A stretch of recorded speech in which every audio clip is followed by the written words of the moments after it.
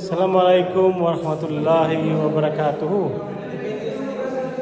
Kami po ngayon ay naghahanda dahil may programa po sa Doha at kami po ay dadalo at ang isa po sa speaker kasi natin ay yung ating butihing ustad. Siya yung siya yung magdi-deliver ng speech about cultural awareness dito sa Qatar.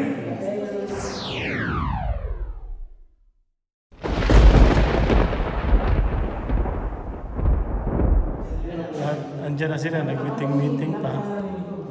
Yan, unipon.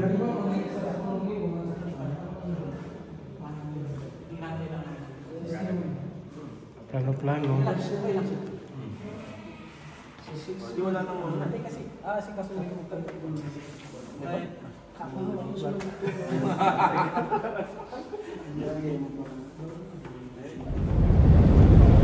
Umuulan po sa Qatar kanina.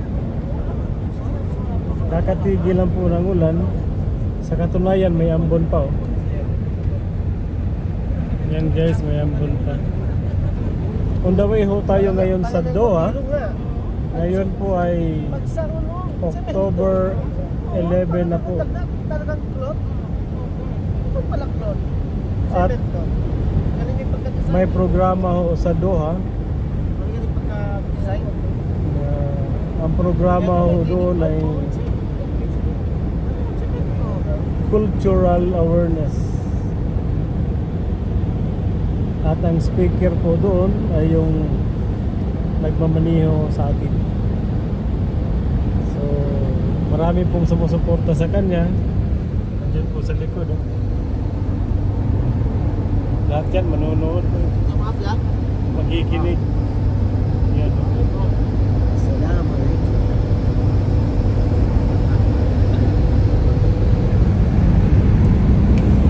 Relax lang ang patakbo yan guys.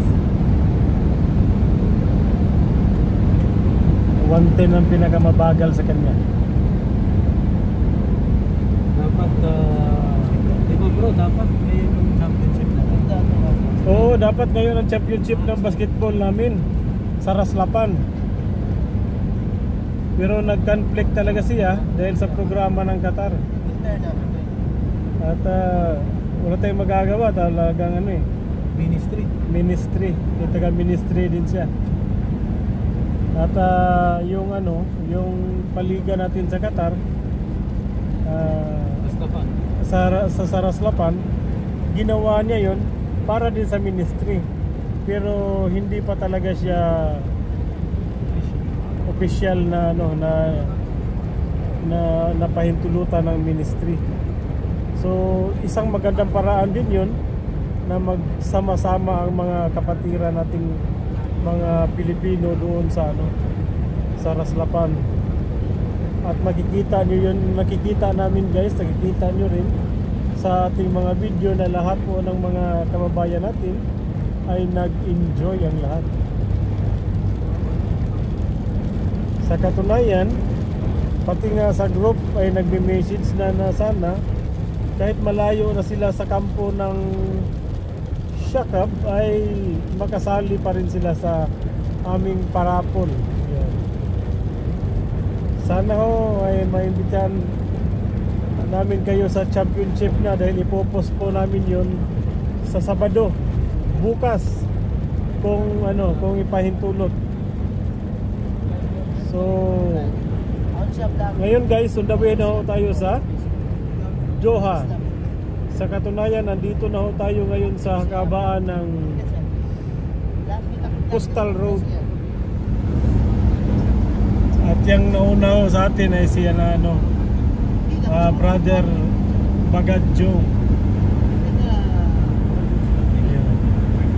Si Brother Bagadjo at saka si Ustad Jamal ang nandyan sa 444608.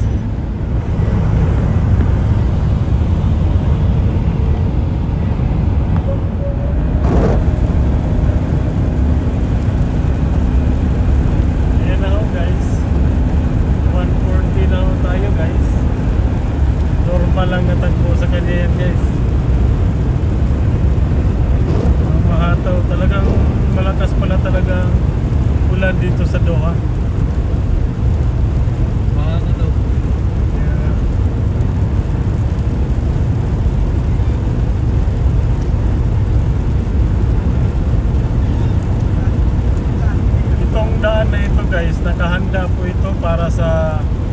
ano sa metro. Kaso lang hindi pa itinuloy. Nakahanda na yan guys, lalatag na lang yung rail. Ano dyan, railis dyan. Kaso lang hindi pa pumayag yung mga native ng ano ng Takira. Respeto din sila sa mga ano.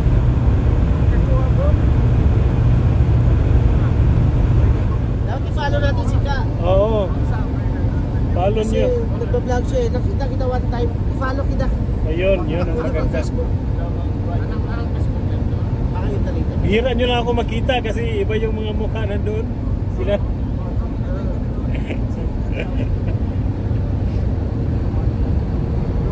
Ayun.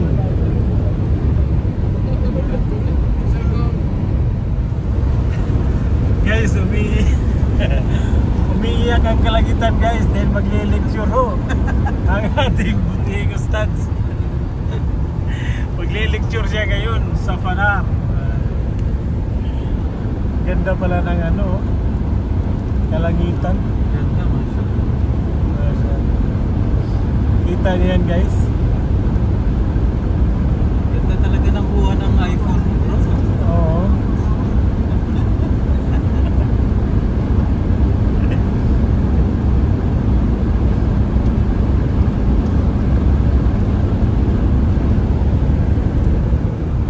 Assalamualaikum Ustads. Waalaikumsalam, bro. Ustads, pag sinabing cultural awareness, ano po ang ibig sabihin nun? Abangan sa susunod na kabanata.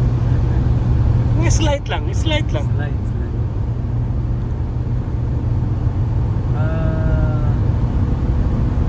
Dahil tayo ay mga social being. Social being, ibig sabihin, hindi tayo nabubuhay na mag-isa. Okay. Always tayo makikisalamuha sa iba. So, kapag may ugnayan sa ibang tao, bawat tao meron silang kulturang sinusunod at pinaniniwalaan. Mula sa kanilang pag-uugali, sa kanilang pananamit, pamamaraan ng pag-uusap, pakikitungo, kasal, at lahat halos ng aspeto ng kanilang buhay. So dahil sociable being tayo, kailangan natin maging aware sa kung ano yung mga kultura ng mga taong nakakasalamuhan natin. Para nang sa gayon, alam natin kung saan sila nanggagaling, paano sila pakikitunguhan, ano yung mga limits na hindi natin pwedeng gawin, magkakaroon ng understanding.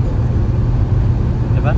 Tama. So yun po yung I think pinaka-essence ng message pag sinasabing cultural Awareness. So guys, yan po ay patikim pa lang ha. Ang pinali talaga niyan, doon na talaga sa Abdullah bin Said Cultural Islamic Center. Kakatapos lang po natin magsala, mag-prayer sa masjid ng Lusail. At ngayon tayo na naman ay tutuloy na sa ating venue sa Abdullah bin Said Islamic Cultural Center. Ito yung mga building sa Qatar guys, oh. Inipo niya sa isang lugar lahat ng building. Napakaganda mga building niya. Dami.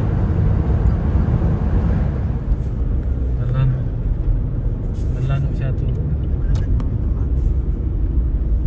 Ganda ng dagat, oh.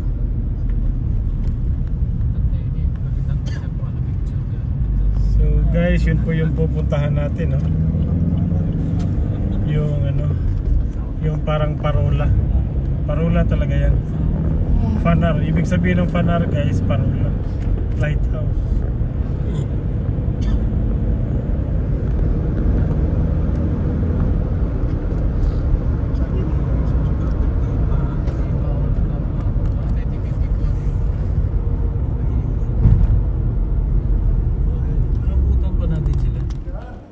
Okay guys, nandito na tayo ha. Tapos yung parang naman. Yeah. F4 yun. F8. F8. Very, kumuha na kita mag-play.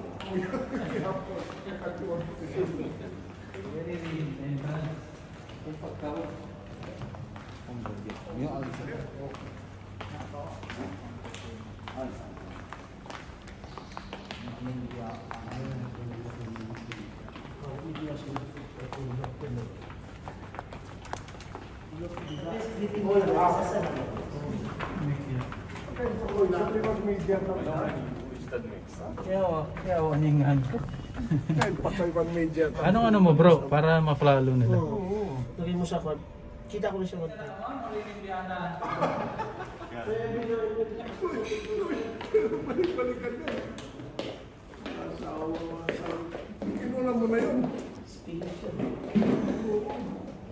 Ready na yung venue. Guys, naghahanda na ang ating speaker ha. Suotin mo na natin yung wig. Suotin mo na yung ano. May wig. Magaling siya dito guys eh. Magaling siya magaling. Ano ba Ayan, ito? Tupi-tupiin lang niya yan guys. Hindi na niya tinupi ng maayos, basta na lang inano na lang. Pero purmang-purma yan guys, kita niyo. Hindi pa, ayusin ko. Kita niya lang. Magaling mag-ayos yun eh. Ayan.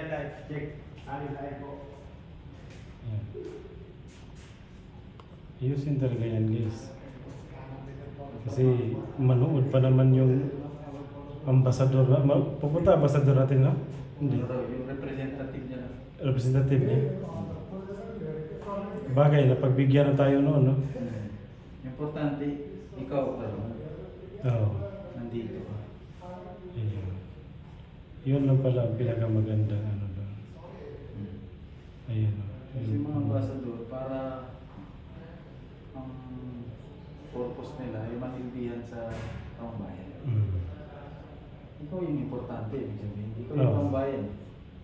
Tama? Tama. Lagay mo siya. Correct, sir?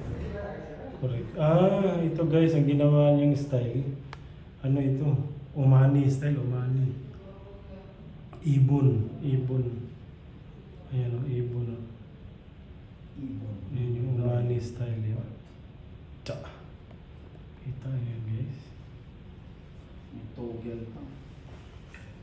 Oh, yung Amerikana. Try pa yung Amerikana. Okay na ba? Okay na, okay, maganda. Hindi halata na si Almestre.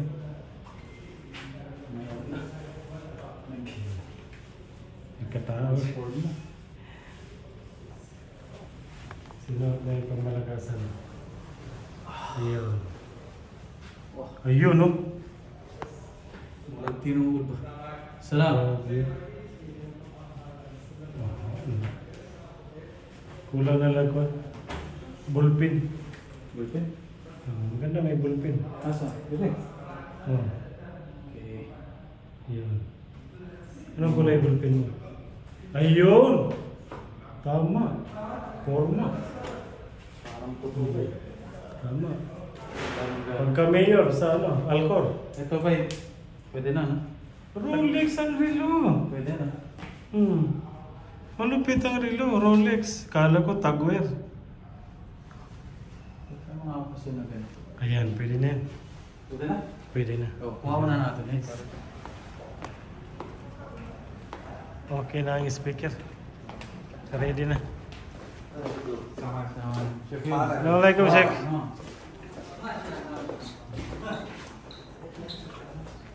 Yusri.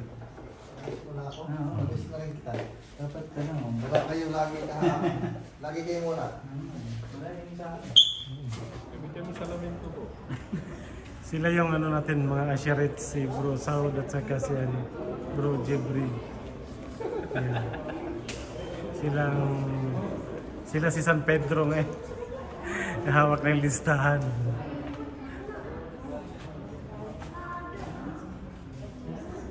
Ito na guys, mag-ano na tayo, attendance na tayo. Mag-attendance na tayo para sa ayuda ng tupad. Tapos, ano daw? Ano to? Email? Nag-email ni ano to? Tupad.yahoo.com.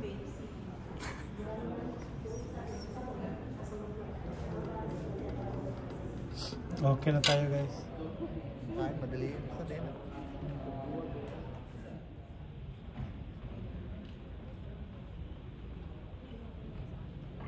Ayun siya mga.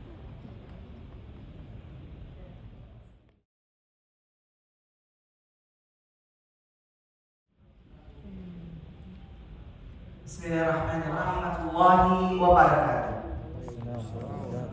At sa lahat po ng mga minamahal na Banzai Islamic Cultural Center, tonight or this afternoon, we will have a program regarding cultural bridges between Filipinos and Catalans.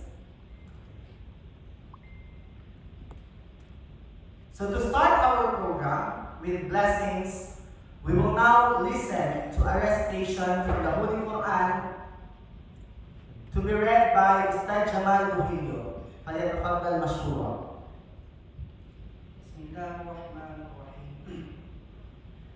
يا أيها الذين آمنوا لا تقدموا بين يدي الله ورسوله واتقوا الله إن الله سميع عليم.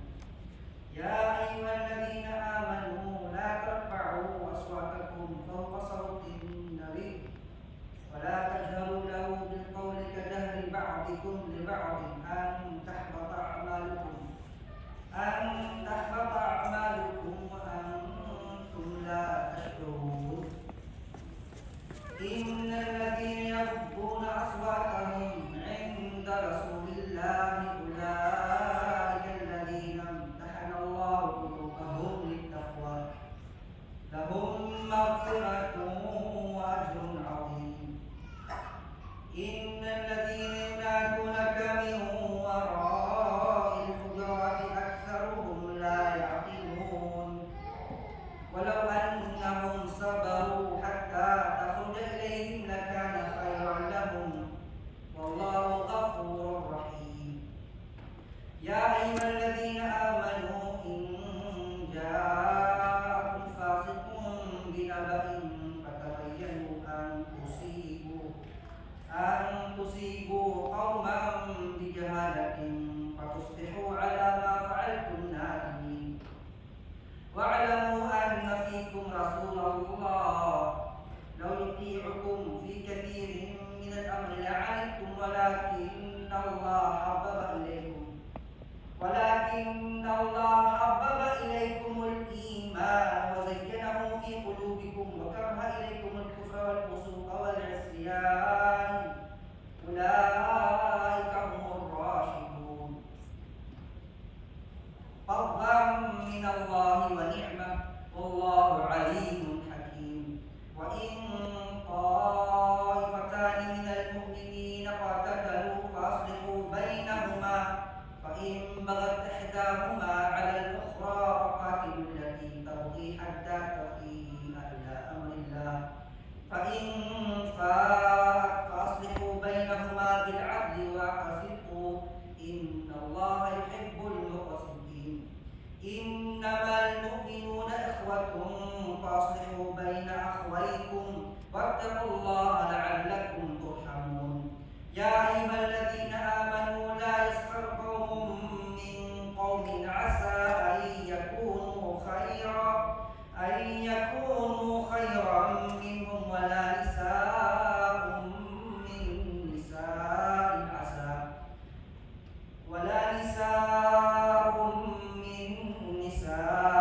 عسى أن يكن خيرا منهن ولا تلمزوا أنفسكم ولا تنابزوا بالألقاب بئس الاسم الفسوق بعد الإيمان ومن لم يتب فأولئك هم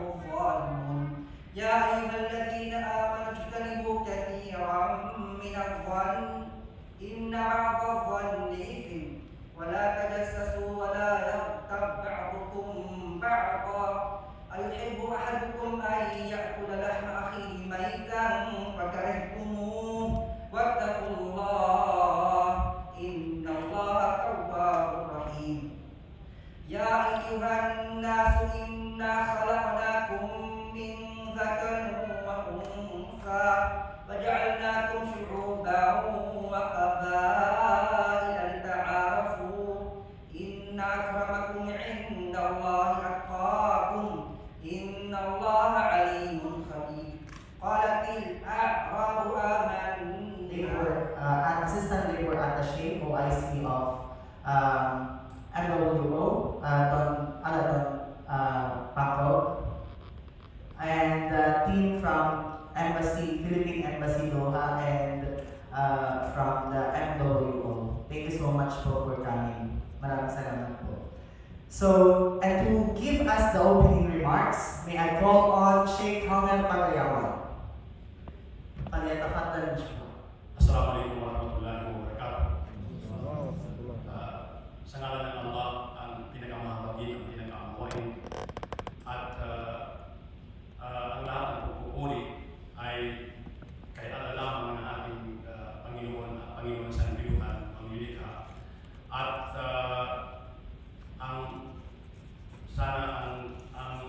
ang kapayapaan ay para sa ating mahal na propeta at sa kanyang mga kasamahan at sa lahat ng mga sumusunod sa kanya. Mga bisita sa ating Vice Consul na dumating, nagdalaw sa ating programa, at saka sa ating Vice hindi ko na tandaan yung pangalan ng ating mga visitors. Maraming salamat sa pagdating ninyo sa ating programa, at welcome namin kayo sa inyong pagdating. Yung ating mga nakakatandang mga kapatid na nabanggit ng ating announcer, si Vice Consul, at saka yung Vice sa UWA. You're most welcome sa ating programa, at sa lahat ng mga empleyado ng Philippine Embassy o iba nating mga kapatid na galing sa ibang mga area. Ladies and gentlemen, welcome kayong lahat sa ating programa, at inshallah I hope na mag-benefit tayo sa ating maririnig na mga guidance o informasyon sa programa na ito tungkol sa ating building cultural bridges sa pagitan ng ating mga kapatid na dito sa Qatar, mga Qatari, yung culture nila at saka yung culture natin sa Pilipinas. Again, kami nagpapasalamat sa pagdating ng lahat, at welcome, you're most welcome sa ating programa, and I hope na itong oras ng pag-stay natin dito ngayon ay makakuha tayo ng magandang benefits, kaalaman, mga impormasyon tungkol sa ating topic. Again, you're most welcome. Assalamualaikum warahmatullahi wabarakatuh. Ang kapayapaan ay nasa ating lahat. Now, we come to the heart of our program, a lecture that will take us through the rich cultural heritage shared between Qataris and Filipinos. It is my pleasure to introduce Sheikh Misri Fernando Contin. He will guide us through the ways in which our two cultures share values of respect, family, and hospitality. Let us welcome Sheikh Al-Misri. فليتفضل مشكورا. تكبير. الله أكبر.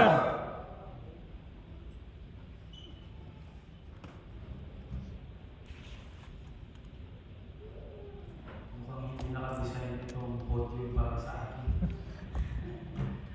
Medyo mataas. Okay. Magandang hapon po sa inyong lahat.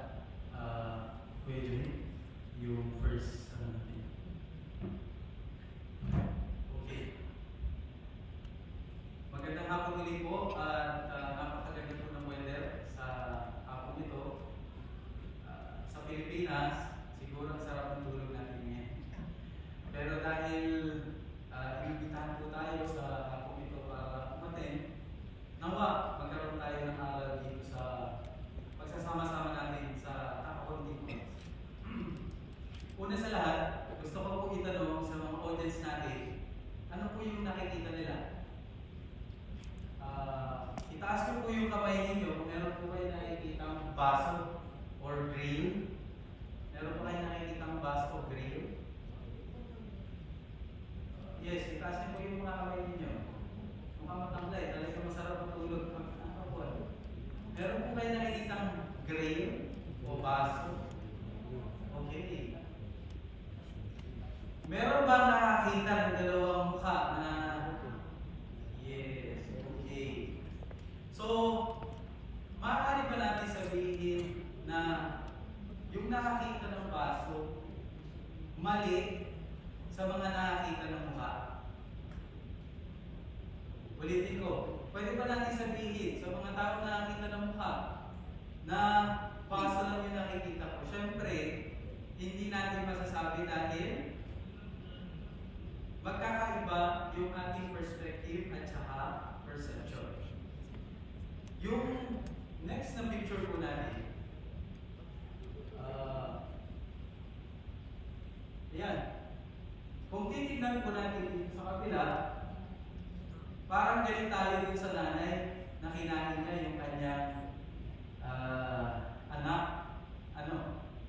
Pero kung titignan naman natin, kung hindi magkasabay itong picture na ito, sasabihin natin, Masya Allah, caring masyado yung nanay, nakikita kahit sa mga ayaw.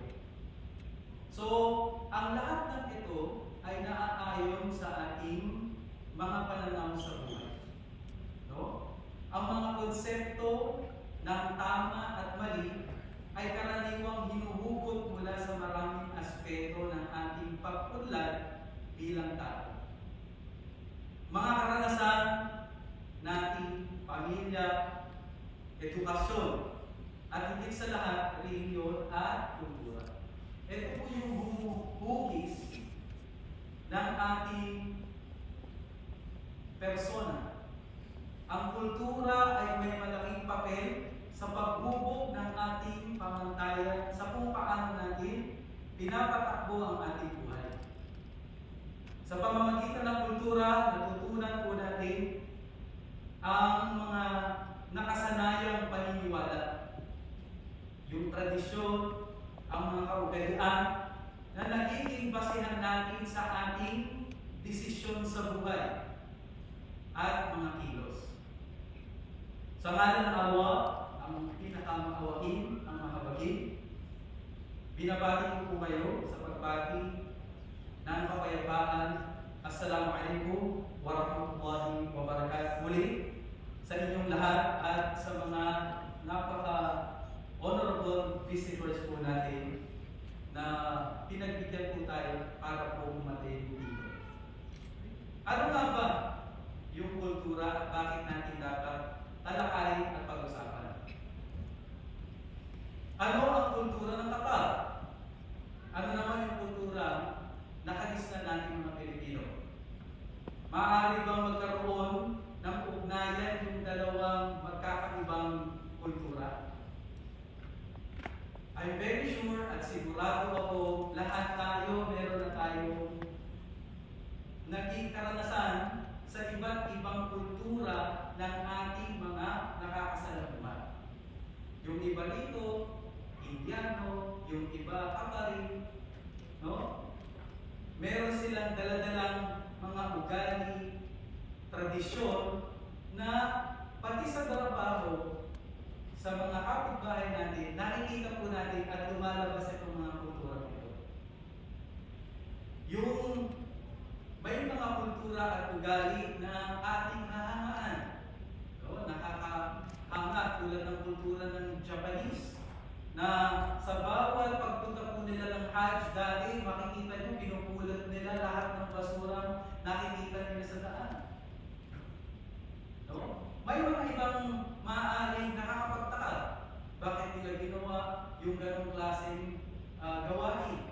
At meron din, minsan maiinis ka ka, maiinsulto, or magagalit. No? Ito po yung nakakasalamuhan natin araw-araw at dala-dala nila ito mula pa pagkabata. So, paano ba dapat natin o paano dapat tayo makitungo sa kanila? Naiiba sa nakasanayan at nakagawian nating kultura. Dapat ba natin itong tignan sa lente ng ating sariling kultura?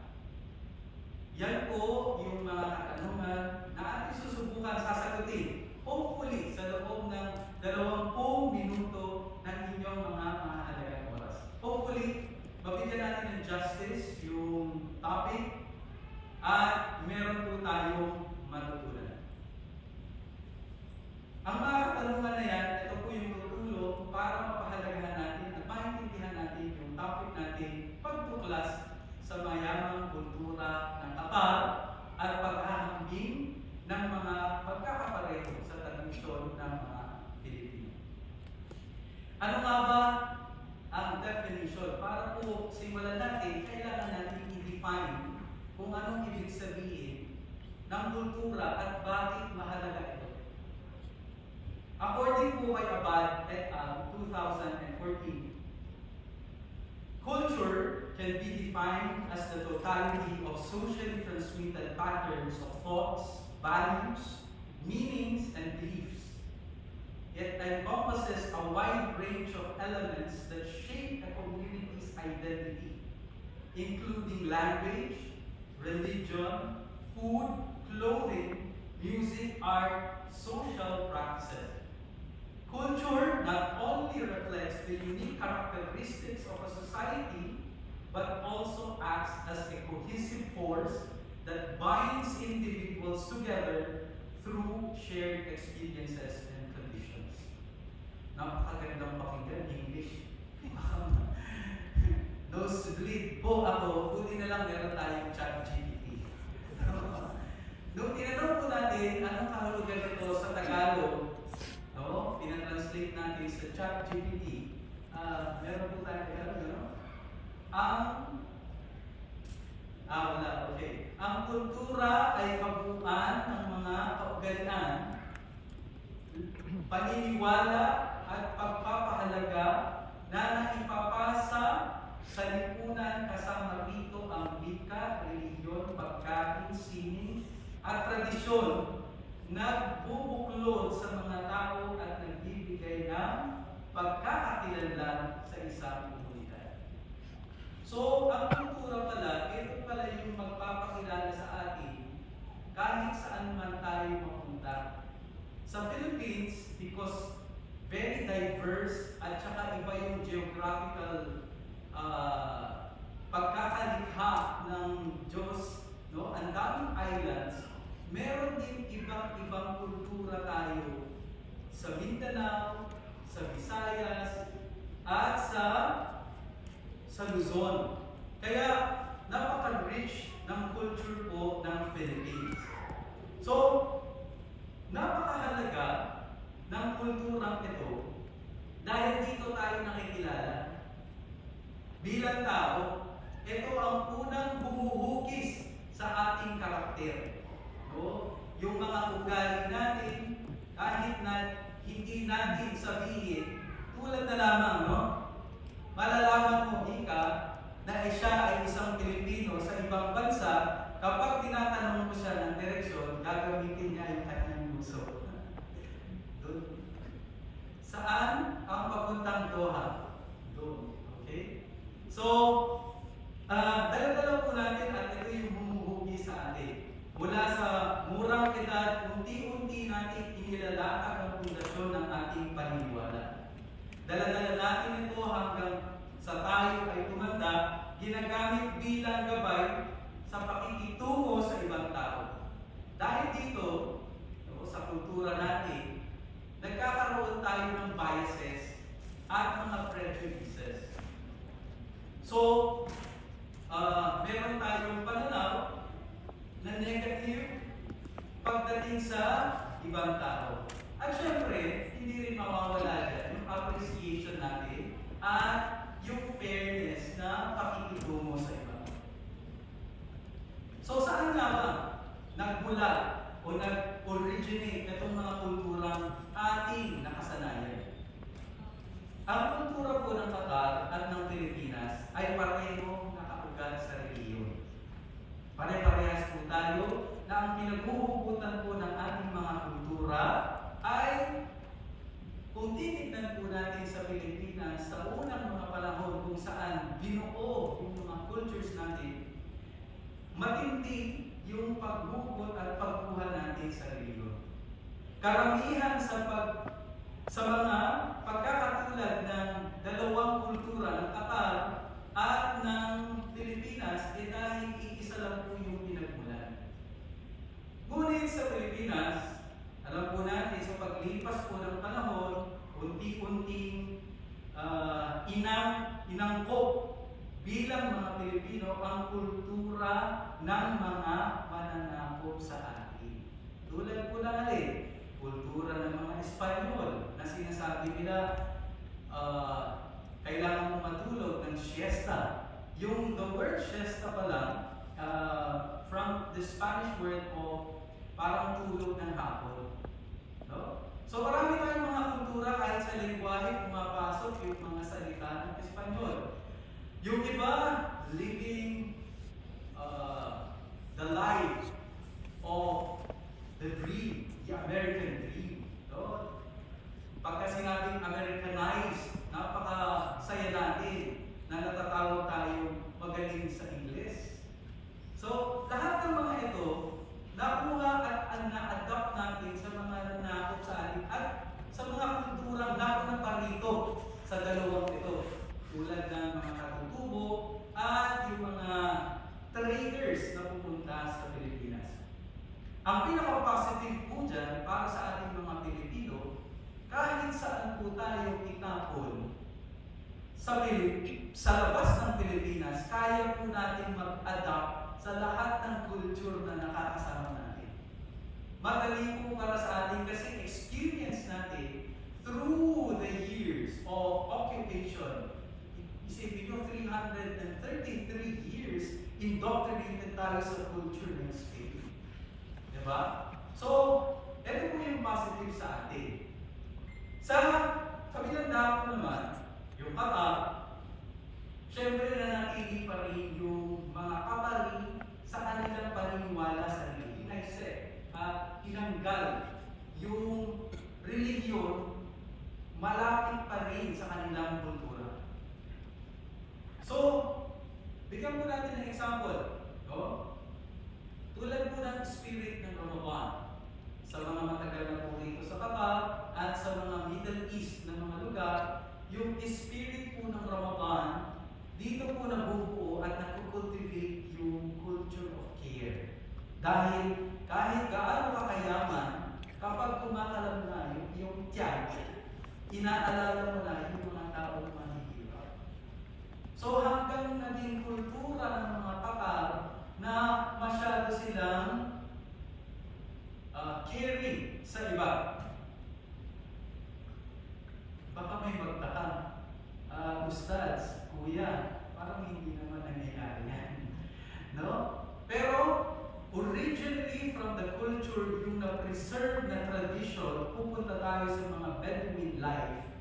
Nandun po yung ganitong pag-uugali. Kahit po naman tayo, sa Pilipinas, dahil sa influence ng social media, yung mga culture natin na dating tabu na hindi dapat napapalitan, unti-unti na natin ina-adapt yung culture ng YouTube, culture ng Facebook, kung ano yung trending, yung po yung sinusunod natin. No? So, guilty po tayo lahat dyan. Pero yung iba, napaka-religious sa pag-implement ng tradition at culture nila. Oh, parinig natin ito sa mga nakakatanda natin mga lola. Na minsan, dati po sa amin, sa Holo, sabi niya, huwag kang mag-aral sa eskwelahan ng mga Bisaya. So, yung secular education, sabi niya, huwag kang mag-aral sa secular education kasi mapapalitan, magiging ano ka, hindi ka na Muslim. O, ganun nila pinipreserve dati. Ganun din po sa Qatar. No? Yung mga tradisyon na ito, makikita po natin sa mga Bedouin life na pinipreserve pa rin nila. Yung iba gustong manirahan sa mga malalayo at hindi sa city. Tulad ng Alcor, kung saan po kami, no? Sa mga Rakira. Gusto nilang malayo para ma-preserve nila yung life nila, pati yung kultura. Yung isang pillar po ng Islam, yung ugnayan ng kultura ng Qatar, sabi na natin, yung pinanatili nila. Yung almsgiving, isang pillar ng tunay na Muslim na hindi magiging kompleto ang pagiging Muslim na isang tao. Kailangan niyang magbigay ng zakah o almsgiving. Makikita po natin sa kultura ng Qatar. Meron po akong naririnig na radio station, pinakikinggan. Merong mga nangangailangan sa Africa at nilalagay nila yung amount kung magkano ang kailangan, anong project. Maririnig mo po may tatawag at sasabihin, okay, aakuhin ko na yung part na yan, ako na ang magbibigay. So heavily rooted yung Qatar sa religion at hindi pa nila tinanggal yung makikita po natin sa mga masjid. Yung bahay dasalan nila rito, yung culture ng influences ng Islamic literature, yung mga design, yung calligraphy, at yung mga makikita natin mga sulat na napakaganda, which is influenced by Islamic tradition and religion. Ang love of the Prophet sa perfume, makikita po natin sa mga bahay or kapag may okasyon, sigurado kang makakita ng bukhur. No? Bukhur ang tawag dun eh. Ilalagay nila yung kanilang mga tubs sa loob para mangangamoy ng bukhur. Kasi ang utos ng propeta sa kanila, isa sa pinaka-paborito ng propeta Muhammad sallallahu alaihi wasallam ay yung pagpapabango. Kaya na-transfer po ito at naging kultura nila. Pati na rin kasama na rin ito yung oud, yung kahoy na maliit na sinusunod nila, no? Or nagiging oil-based siya na pinapahid nila. Ano yan? Sa mga turo ng Prophet Muhammad sallallahu alaihi wasallam. Isa pa sa mga turo niya, yung kamay na nasa ibabaw, mas mainam kesa sa kamay na nasa ibaba. Ibig sabihin yun ang nagbibigay. No? Kaya makikita niyo po, kahit hindi pa dumating yung masarap at karanaang buhay ng Qatar bago dumating yung oil, makikita po natin yung mga doughboats. Ang original na negosyo po talaga nila is pearl diving at saka sa sea yung kanilang negosyo. Patay po yung Qatar dito, isiyerto po lahat. Pero yung livelihood nila, ibig sabihin, ang kultura na yun, may responsibility yung tatay para i-feed. Ayon din sa katuruan ng Propeta Muhammad sallallahu alaihi wasallam.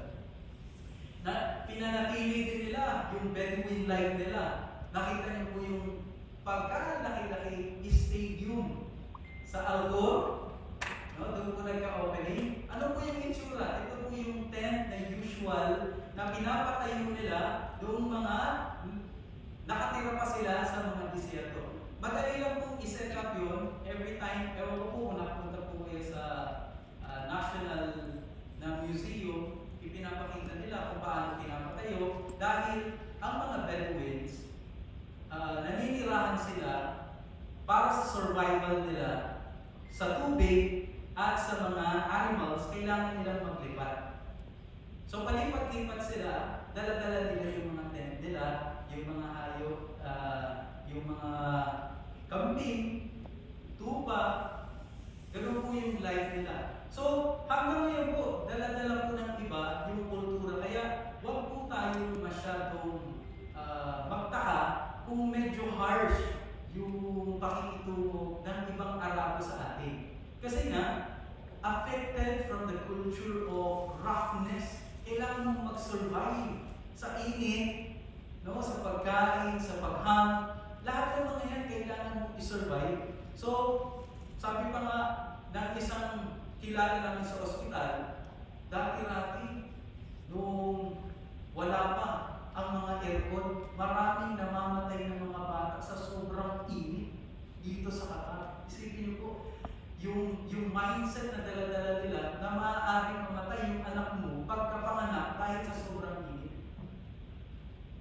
So, kung iintindihin po natin itong mga ito, tulad po ng sa kababaihan, yung henna, parte po ito, hindi po ito tattoo, no? Beautification nila para sa kanilang mga husbands. Yung henna ay para maging beautiful sila, hindi para sa madla, pero para maging beautiful sila sa kanilang mga husbands. Ito po yung kultura nila. Yung arda. Ano po yung arda? Ito po yung nakikita natin kapag may kumakanta na may sword na dala-dala. Ang tawag po dito ay arda. Ganun lang, no? Kultura po nila ito. Masaya na po sila doon. So usually makikita po natin ito sa kasal, lalatag sila ng carpet at lilinya, magkakawakan at itataas yung sword. Usually Khaliji, ibig sabihin Gulf areas, ito po yung kanilang tradisyon. Isa pa po sa mga nakasanayan nilang medyo luxurious na sa ngayon, yung falconry. Yung mga falcon na naging part ng culture nila dahil ginagamit nila yung falcon para sa hunting. Ihahunt yung mga maliliit na ibon para yun yung kakainin nila. Ngayon, naging sports na siya. Hanggang sa nagkaroon pa sila ng hospital special para sa mga falcons. Isipin niyo po, kaya napakahalaga po ng kultura. Dito nila binabase kahit yung perspective na gusto nilang abutin sa future, kasi part ng infrastructure, yung pag-build ng hospital, especially for falcons. Diba sa atin, ang hirap na magkaroon ng hospital. Dito meron pang hospital ang falcon. Wala tayong masabi, ano? Camel race. Camel, part ng kanilang pagka-travel dahil kaya itong magtimbak ng tubig ng pagkatagal-tagal. Ito po yung nagdadala ng kanilang mga kagamitan. So, kung isa pa sa mga tradisyon nila, yung nakakapagtaka, ewan ko kung napansin po ninyo, kapag magsasalang po yung dalawang lalaki at babae, napakatagal, ano? Siguro nasa 30 minutes. No, kamusta ka na? Kamusta yung planning? Kamusta yung... Lahat kinakamusta. Kasi, ulitin po natin, ang utos ng propeta, ang sabi niya, kung babati ka man, sabi ng Allah sa banal na Quran, kung babati ka man, sikapin mo mas maganda at mas marami yung pagbati mo.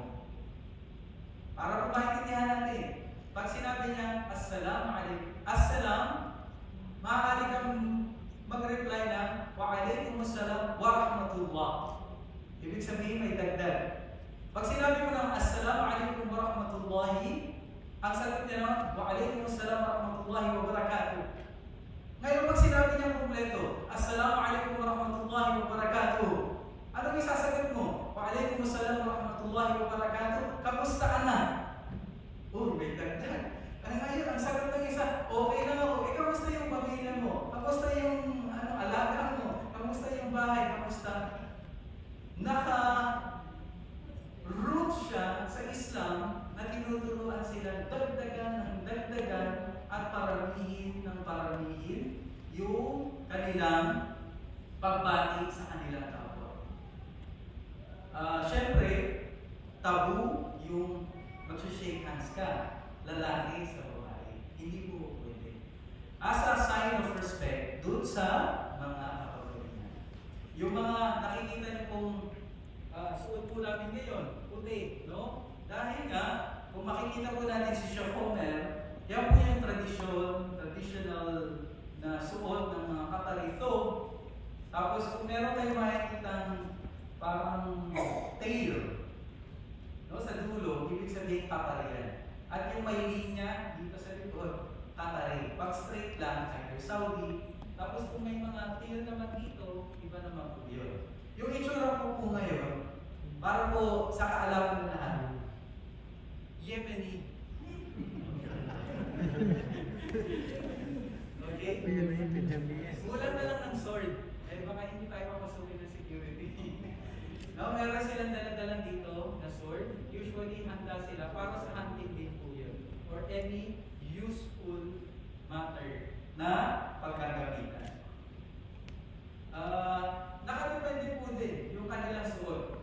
Pag winter, iba yung kulay. Bakit? Bakit kailangan iba yung kulay? Kasi yung reflection ng sun, diba, mas mainit siya kapag colorful. So, ganun din po. Kinakailangan pinapalitan. Kaya makikita natin, pati yung sa taas, yung tinatawag nilang shimaf, pinapalitan yung kulay. Pagka winter, may color. Pagka regular, summer, dahil mag-init, kailangan iipon nila na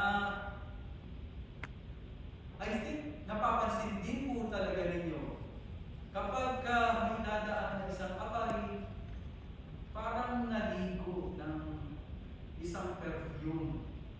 No? Malalaman mo na talagang dumaan ng isang Qatari. Kultura po, ulitin natin na tinukot nila sa kanilang milyon na napaka-tindi ng kalinisan, ang turo ng kalinisan at ng pagpapabango. At isa sa mga kultura din po nila, yung mahilig silang magbigay ng nickname. Nickname na Abu, like for example, ako, meron akong anak na lalaki, ang tatawagin sa akin ay Abu Mustafa. Ang pangalan ng anak ko ay si Mustafa. So hindi ka nila ina-address directly sa pangalan mo na Homer, pero bibigyan ka ng nickname bilang paggalang na ikaw ay tatay ni Mustafa, Abu. Kaya mapapansin din ninyo, meron Salam, Muhammad, nanay naman ni Salam, nanay ni Talal, bilang pagrespeto naman dun sa nanay. Sa kasal naman, hindi kinukuha ng babae yung apelyido ng kanyang asawa. Nire-retain niya yung kanyang apelyido. Bakit? Kasi hindi ka po pwedeng tawagin. Like for example, anong apelyido mo? Sir? Dimaano? Ang Dimaano sa atin, surname, tama? Sa atin, kung titignan mo yung lineage, kapag nagpakasal si Kuya Jamil, kung kinuha ni sister yung pangalan ng Dimaano, yung linya ng lahat ng Dimaano, ibig sabihin Dimaano itong nanggaling. Hindi po. Sa lineage ng kalalakihan, doon po matetrace lahat. Kaya dito po sa papaka, sa kanila, ang hinihingi nila yung rubari. 4 na pangalan. Pangalan mo, pangalan ng tatay mo, pangalan ng lolo mo at lolo, tatay ng lolo. Rubari. Okay? Para i-trace nila yung inyong lineage, kasi isa yan sa mga napakahalaga dapat natutunan natin lahat. So, at sa mga tradisyon na makikita po natin, yung batula, sa pinaka-entrance po ng National Museum, meron kayong makikita parang mask. No? Mask na silver. Yes, ang tawag po rito ay batula. Batula, ginagamit ng mga naunang mga tao, nag-i-indicate na siya ay kasal na. So kapag meron siyang gano'n, sa Sukwak, meron pa rin tayo makikita ng mga mother natin na nakagano'n. So, at marami pa pong iba't ibang tradisyon, baka kukulangin na po yung 20 minutes natin para banggitin lahat. Ang pinaka-importante mapag-usapan natin kung ano yung similarities ng dalawa. So bakit nga ba natin kailangan magkaroon ng bridge o cultural bridge between couple in Philippines or other culture in that matter. Dahil tayo nga ay nasa ibang bansa at nakikisalamuha sa iba't ibang kultura mula sa mga kasama natin sa trabaho, kapitbahay at buong komunidad ng Qatar, nararapat lamang na tuklasin natin kung ano yung kanilang kultura. Sa ganitong pamamaraan, matututo tayong makitubo at makihalubilo ng may pag-uunawa at respeto sa isa't isa. Diba? Yun yung pinakamahalaga. Ayaw mong magtrabaho sa isang company, hindi dahil pangit yung company. Minsan, dahil sa mga toxic na people na nakakasama mo doon sa company. Pero kapag meron kang cultural understanding ng bawat na nakakasalamuha mo, nabubuo yung respeto at pag-unawa sa isa't isa. Ang pagtuklas ng kanilang kultura ay makakatulong upang mabuo natin yung sinasabi natin topic na bridging the understanding. Magkakaroon tayo ng pagkakaisa sa trabaho, mababawasan ang paghuhusga sa ibang tao, at mas lalo natin ma-appreciate ang ating mga kasama. Para magkaroon tayo ng cultural bridge, kailangan natin simulan kung ano nga ba yung pinaka-common sa at pareho sa ating mga kultura. Unang-una, ang similarities natin ay ang family-oriented. Parehas po ang Qatar at ang Pilipinas pagdating sa pamilya. Unang-una na po rito ay yung paggalang sa mga matatanda. Sa atin, makikita po natin, no? Nagmamano, kahit yung mga Muslim, nagmamano po sila. Bilang tanda ng respeto. Dito naman po, iba yung respetong pinapakita nila. Hinahalikan nila yung noo. Minsan pa nga yung kamay. Minsan yung paa. Sa sobrang respeto nila sa kanilang mga magulang.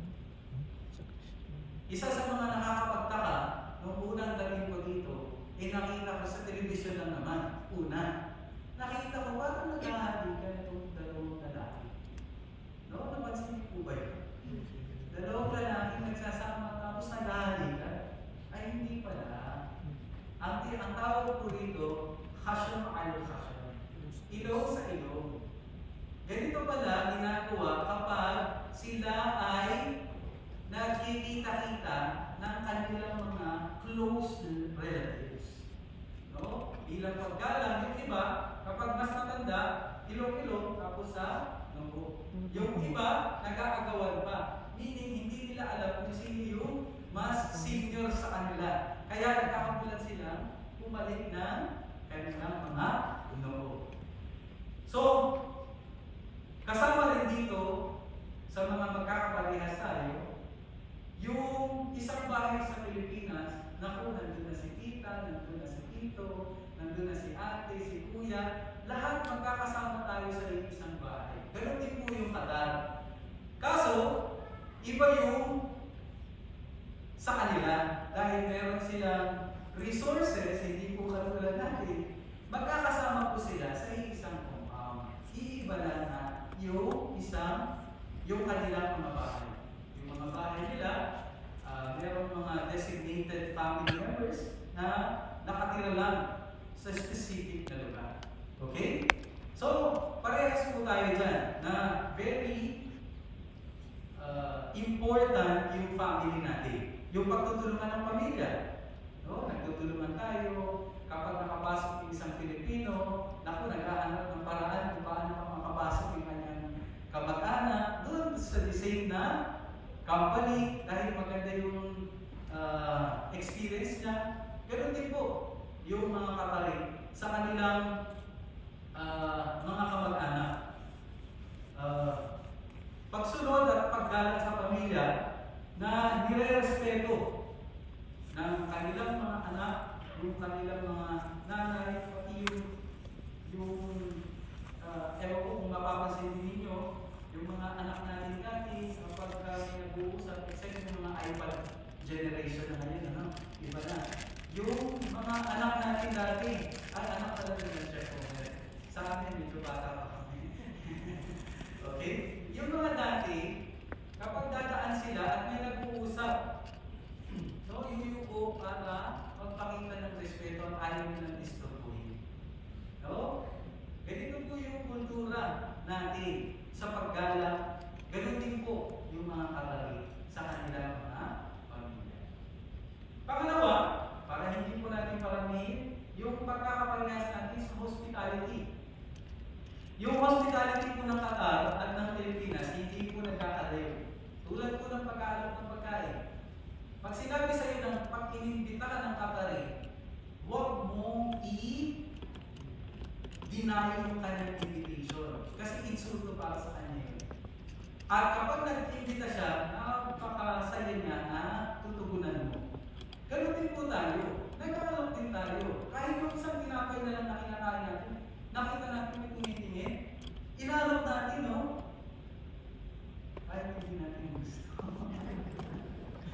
Minsan-minsan. Pero nakikita natin, sabi pa nga naman nila, it is the thought that matters. So, parehas po tayo sa pag-alok at sa mga pag-alok ng mga bisita.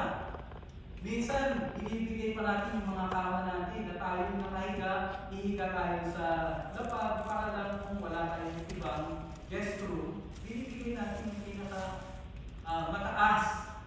Ewan ko kung maalala ninyo, dati sa mga probinsya, kapag bibisita yung mga taga-city sa probinsya, kakatay. No? At yung iba, dahil tuwang-tuwa sila, gusto nila ibigay yung pinaka-the-best, ibibigay yung sardinas. Kasi yun sa kanila, yung sardinas yung pinaka-mataas. So, ganun po tayo. Ganun din po yung Qatari sa pagbibigay nila at pag-welcome nila ng mga bisita kahit hindi pa nila ito kilala. No? Pagkakaroon ng genuine na malasakit sa kanilang kapwa, isa sa mga napakaganda na kaugalian ng Qatari, ewan ko kung mapapansin niyo sa lahat ng halos ng mga bahay dito, may maliit na majlis na tinatawag. No? Welcome po dito lahat na pumasok anytime. So long as open siya, kumain ka, uminom ka ng gahwa, may magsiserve pa sa iyo. Kapag binigyan ka ng gahwa, kung ayaw mo na, isa-shake mo na. No? Kung gusto mo pa, ipagpatuloy mo, gano'n lang. Kung ayaw mo na, saka mo lang isa-shake. Pero kahapon, meron akong naging kasama. Sabi ko, bakit hindi tumitigil ito? Puno-puno na yung, inaantay niya na yung main course. Pero tuloy-tuloy yung kape na.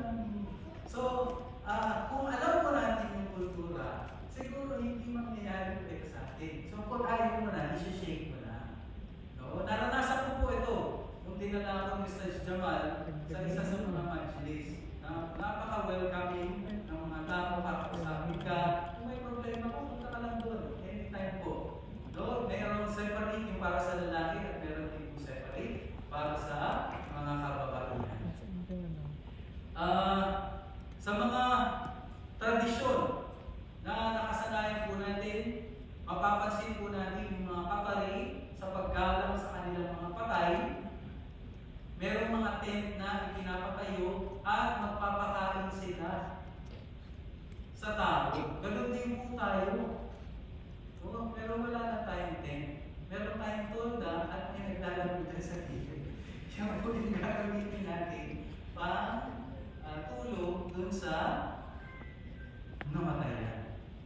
So, napakaganda po kung iintindihin po natin yung mga pagkakaparehas po natin. Yung concept ng genuine concern, yung welcoming, hospitality. Ganon din po sa religion. Parehas po tayo maka-Diyos, religyoso. Lahat ng desisyon natin sa buhay nakabase kung okay ba ito. Ganon din po sila. Araw-gabi, nagdadasal sa kanilang Panginoon, humihingi ng patawad sa kanilang naging kasalanan. Kahit yung mga lola natin, naalala ko yung lola ko, 5 AM pa, naglalakad na papuntang simbahan, nakatakip yung kanyang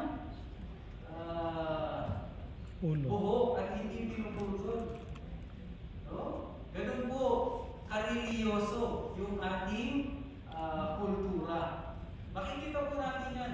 Kahit dito po, ang mga Katarik, napaka-religious nila pagdating sa pag-implement nila ng religion. At yung panghuli, at dito natin tatapusin, yung modesty at saka dignity. Ang pagpapahalaga ng itsura, makikita po natin yung kapapatihan, talagang takip na takip. No? Kasi yung beauty nila is not for public consumption. Their beauties are solely for their husbands. Kaya mapapansin po natin, yung khira, meron din tayo na talagang pinapreserve ng mga Katarik yung pag-segregate ng kababaihan at kalalakihan. Nabanggit po sa akin ni Kuya Jamil na sa Batangas hanggang ngayon yung pamanhikan pinapractice pa rin nila tulad ng pag-practice ng sa atin sa Mindanao na talagang ginagalang, nire-respeto yung magulang, magdadala ng hindi basta-basta dinedate, kakausapin yung magulang bago magsimula at papakasalan muna sa magsasama. No? Ang Qatar, ganito kastrikto sa kanilang pag-implement sa kanilang kultura. At marami pang iba, subalit hindi nga sasapat ang ating mga oras para mabutin ang lahat. Kaya kung sino ba kung gustong magkaroon ng karagdagang kaalaman sa kultura ng Qatar, magpasalam po sila ng tungkol sa Islam. Kasi hindi po naglalayo yung mga katuruan ng Islam at sa kultura ng Qatar. Kaya napakaganda ng ating natuklasan na marami pala tayong magkakaparehas ng kultura. Kailangan lang natin buksan ang pintuan ng unawaan at madidiscover natin ang napakayamang kultura ng iba. Huwag po natin isara yung pagkakataon, ma-discover itong mga beauties na ito. Lahat ng mga pinapractice na kultura ng iba, nararamdaman po nila tama ito at ito yung pinakamaganda. Buksan natin, ma-realize natin, maganda na siya. So bilang pagtatapos, aking pong masasabi na sa mundong ating ginagalawan, na puno ng negativity, stress at toxic na relationship, at mga tao, toxic na mga tao, mas mainam na mapabilang tayo sa mga taong nagpapalaganap ng masaya at makulay na buhay. Less ang stress, malayo sa toxic na relasyon, pagpapalaganap ng positive vibes. Kung gusto talaga natin mapabilang dito, then let's start to learn the culture and traditions of others. Kapag ating sinimulan ang ganitong pananaw, unti-unting mabubuo ang magandang aura natin. Bakit kailangan natin ang aura? Kapag nagkaroon tayo ng tamang pag-intindi sa kultura ng iba, anong mabubuo? Ito lang yung aura sa mga Muslim, ito lang yung aura na dapat mong ipakita. Unang-una, ang A para sa appreciation. Kapag inaaral mo yung kultura ng iba, magkakaroon ka ng appreciation sa kanila. A. At U, kapag iniintindi mo sila, understanding, hindi ka puhusga. Yung iba, yung iba, ganito talaga yung kultura nila. Hindi ka huhusga dahil naiintindihan mo sila kung saan nila hinuhugot yung kanilang nakasanayan. Appreciation, understanding, at pagka meron ng itong dalawa, magkakaroon ka na ng respect sa kanila. Kapag meron ka ng respeto, maa-accept mo na kung sino talaga sila. No? Kapag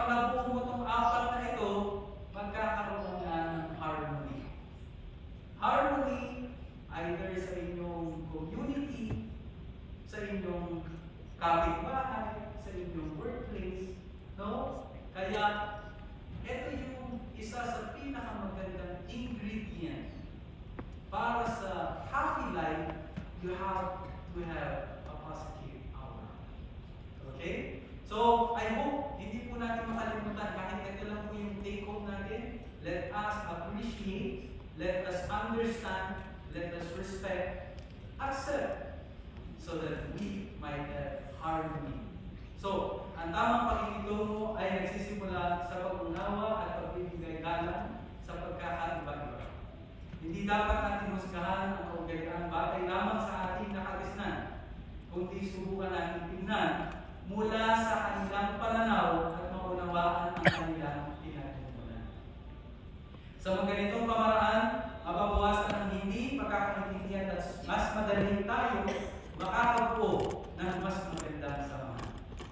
To seal my not so short speech, I will end with a passage from the Holy Quran to remind us, Ya ayyuhan nas, inna khalaqnakum min dhakarin wa untha wa ja'alnakum shu'uban wa qabaila lita'arafu, inna akramakum 'inda Allahi atqakum, inna Allaha 'alimun khabir. O people, we created you from male and female, and we made you races and tribes, so that you may come to know one another. The best among you before Allah is the most righteous. Allah is knowing and aware. Sa bandang huli, kahit ano pa ang ating pinaniniwalaan, tama o mali, pwede at hindi, ang Diyos lamang ang bukod tanging makakapagsabi kung ano ang tama sa ating mga kagawian, paniniwala, dahil siya lamang ang nag-iisang tagapaglikha at lubos na nakakahanap. Ako po, si Max Fernando, bumabati muli sa inyo ng pagbati ng kapayapaan. Assalamualaikum warahmatullahi ta'ala wabarakatuh. Waalaikumsalam warahmatullahi wabarakatuh. MashaAllah, jazakallah khairan, takbir! So, maybe you are wondering why we don't ask people to round of applause. Siguro mamaya may magtatanong. Okay, so thank you so much, Chef, for that enlightening talk. So we have now reached the part of our program where we open the floor for your questions. Whether you are curious about the cultural practices, shared values, or simply want to learn more what was discussed, we welcome your inquiries. So if you have a question po, you can raise your hand. Tapos meron po magbibigay ng mic para marinig po ang inyong katanungan. Thank you po.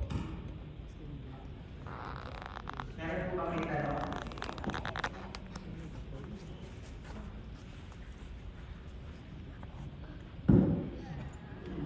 Okay, so wala siguro kung katanungan, Your Honor.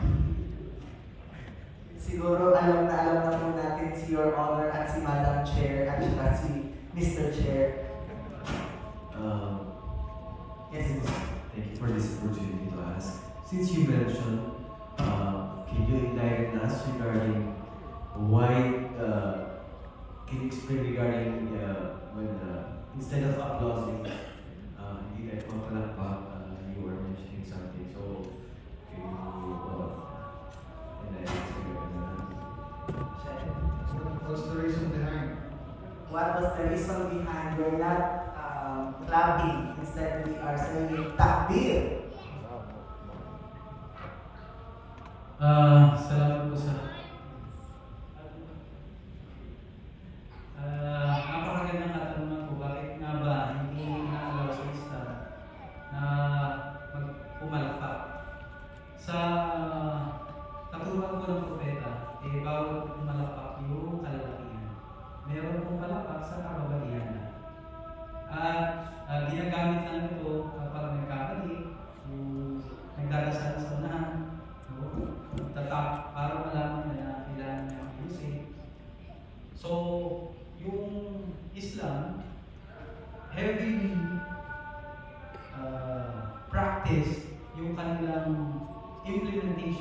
religion dun sa katuruan ng propeta. Ayon sa propeta, ipinagbabawal niya na pumalakpak yung kalalaki. Kung meron karagdagan po yung ating mahal ko na si Chef Homer, ganun po yung paliwanag po natin. So heavily, we Muslims, sometimes we understand the wisdom behind yung pagbabawal, at sometimes we follow what the Prophet Muhammad SAW taught us. Yun po yung nagsasabi ko. Yes. Thank you so much po. And to add on that po, yung clapping po is for the appreciation, right? Pumapalakpak po tayo dahil sa appreciation natin sa tao o dun sa nagsalita o kung saan tayo sumasaya dahil dun sa ginawa ng tao. Kaya tayo pumapalakpak. So, sa Islam po, as you know, na almost all of the expression sa Islam is connected to religion. Or sa mga Muslim, okay po? Parang connected siya sa religion. So, we say takbir, or sa Tagalog, magbunyi, and then the Muslim will say Allahu Akbar, or Allah is great. So, meaning, instead of appreciating that person, okay, you will appreciate the God who creates that person. Kaya, mas ginagawa po namin yung ikalulugod ng Allah Subhanahu wa Ta'ala, and we appreciate Allah Subhanahu wa Ta'ala because siya yung nagbigay sa amin ng blessing na magawa niyo. Kaya, ano niyo rin po yung Allahu Akbar, Subhanallah, Insha'Allah, Alhamdulillah. So, I think yung mga non-Muslim sinasabi nila yan dahil natutunan naman po nila yung ibig sabihin nun at hindi naman siya parang nag-Allahu Akbar, may puputok na bomba. Okay? So, yun po yung reason behind or wisdom behind that. That we appreciate things na we will show thankfulness and appreciation to Allah Subhanahu wa Ta'ala. So, thank you po. I hope you understand. So, as we bring to give you one of the most cherished aspects of Qatari culture, our Qatari hospitality. We have prepared a section of traditional Qatari foods for you to enjoy, and it is said that sharing a meal together is one of the best ways to understand each other, and we hope that tonight, as we break bread, our connection will deepen. So, on behalf of Abdullah bin Zayed Islamic Cultural Center, I would like to thank Vice Monica Kalamian, again, Vice Consul Jeffrey Bata, and sorry po hindi po kayo recognize kanina, and Assistant Labor Attaché Alan Bangko, Admin Officer Berly Cabal, Ma'am Miriam Wakal, and Rodney Villanueva, also Anna is from the team. So thank you so much po for coming. So, shukran, jazakumullahu khairan once again, and we look forward to seeing you in the future events. Assalamu alaikum wa rahmatullahi wa barakatuh. So, we have prepared po on the back section, the girls, doon po tayo, female section, sa majlis. Dito po, lalabas po tayo dito, tapos meron po tayo nakikita doon ng mga tables and buffet para sa inyong food. And yung mga boys po, dito po tayo sa likod. If you wanted to eat na po, you can start eating. Yung iba po, pwede natin po mag-pray dahil na-tagal na. Jazakumullahu khairan, subhanallahi wa bihamdihi, asyhadu an la ilaha illa anta, astaghfiruka wa atubu ilayk. Assalamu alaikum wa rahmatullahi wa barakatuh. Okay, thank you so much.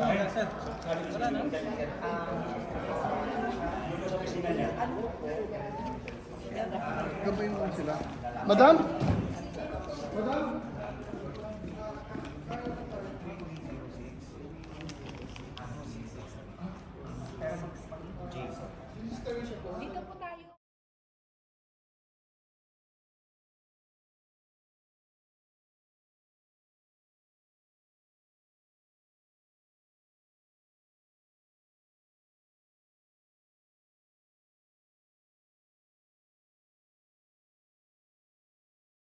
So yun na, natapos na ang lahat. Ngayon, kainan na naman. Kaya ka tinatawagan niya.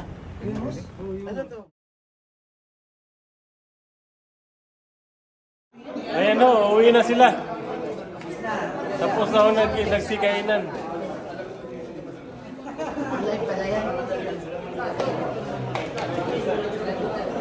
Uwi na kaya?